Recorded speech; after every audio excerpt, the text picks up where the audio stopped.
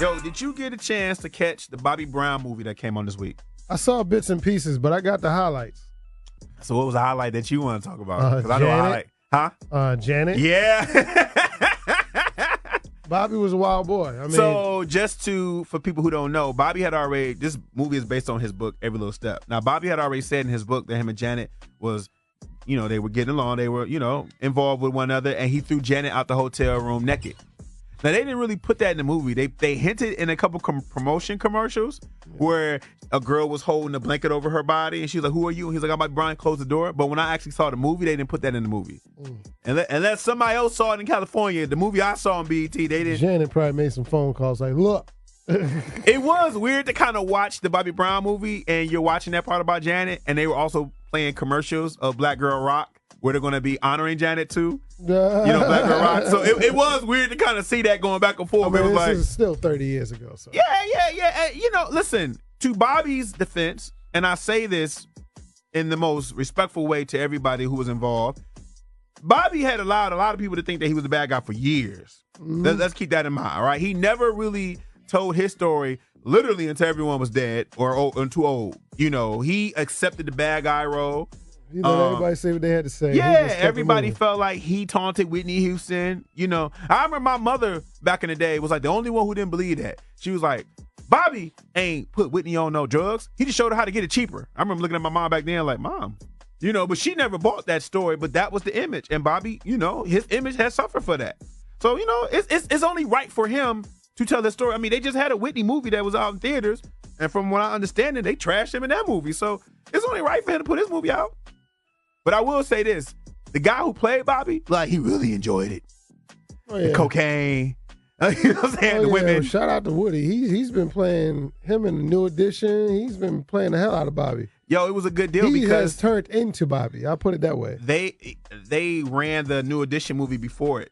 Mm-hmm. And when you do get a chance to watch the movie, I was wondering how they were going to do it, but they did it really well. The movie starts off, not to give it away, but it starts off after they kick Bobby out the group. And you get to see where his life went where his life went. So, because I was wondering, are they going to take it back from Bobby growing up again? We just kind of saw that in the New Edition movie, like you just mentioned. But no, they took it from that route, and they give you his perspective and how it happened.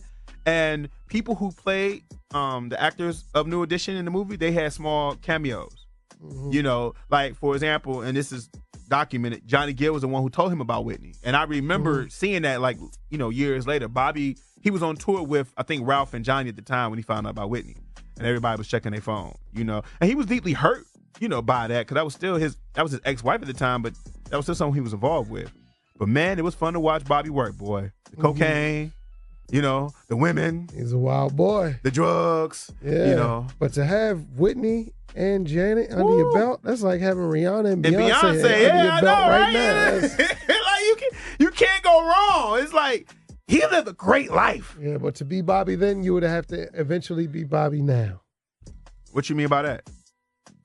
To have as much fun as he did back then, you would have to pay for it now. Yeah, like that's he's true. Paying for it. Speaking of paying for it, Bobby survived all the drug use and the wild life that he lived. We got word on the way here about Mac Miller passing away of a drug overdose. And that go to show you the downside of that. They didn't have pills. Bobby was a cokehead.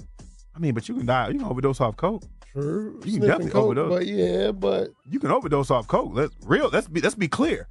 You know what I'm saying? You can definitely overdose off crack. They don't overdose off snorting coke. What? What are you talking about? People overdose off coke all the time. Not like that. What you not like what, bro? What are you talking about? You talking about that blue magic. Oh, snap, man. Not just your everyday cop and bop. Come on. You talking about that Frank Lucas, that blue magic, man. Come on, man. I guarantee it. I stand by it. I approve it. But it was sad to see that Mac Miller, nowadays when I see someone's trending, man, I get a little chill because Mac Miller apparently was found in his place in his home and he's dead from apparent overdose. 26 years old. And I let's be honest, we were hearing about Matt was kind of like going through a depression about because him and Ariana Grande had broke up and she's in a newer relationship. And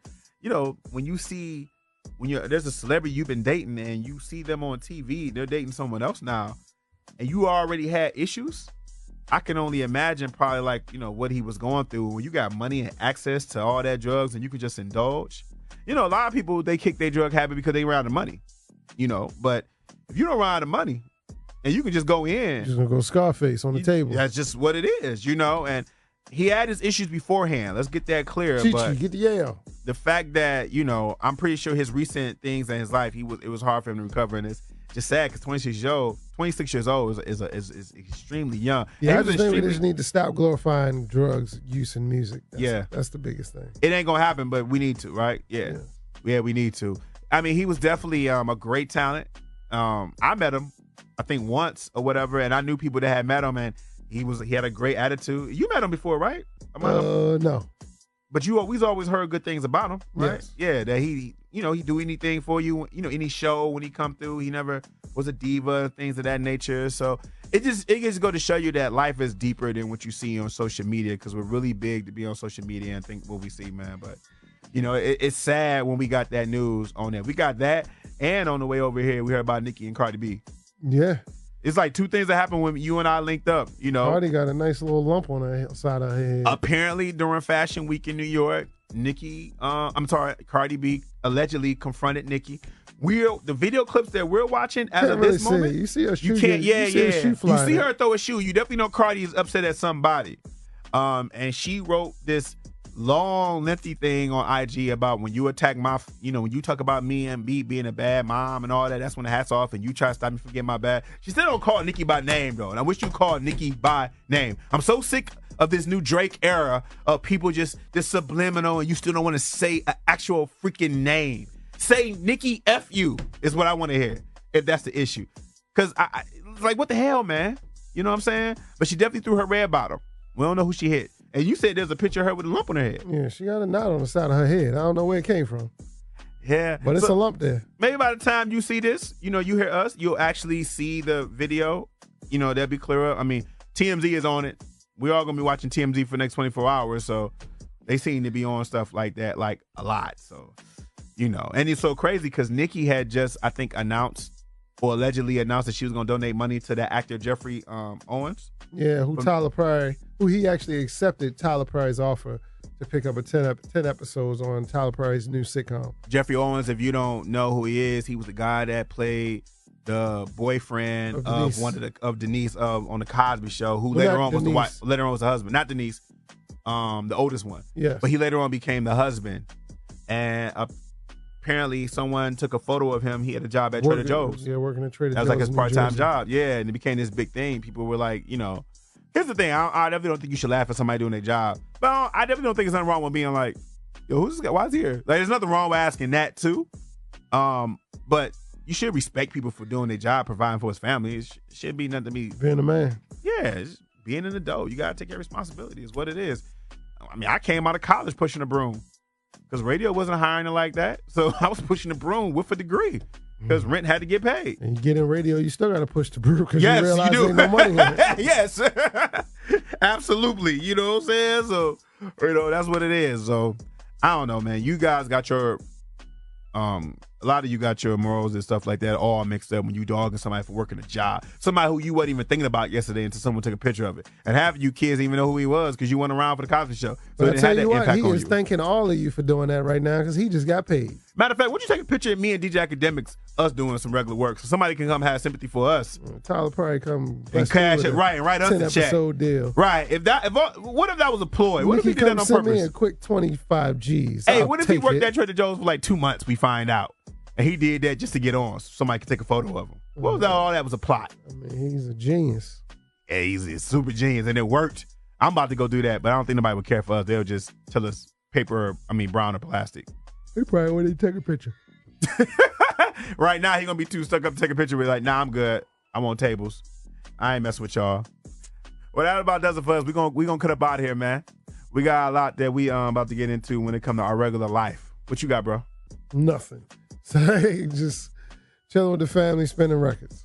As usual, make sure you check us out on all of the social media platforms and the podcast. We are on SoundCloud. We are on Podomatic. We are on iTunes. Go to HipHopMatrixShow, one word, type it in, and we pop up. Follow us on our Twitter at WHMS98. Follow me at JR Radio. Follow this guy at DJ Academics.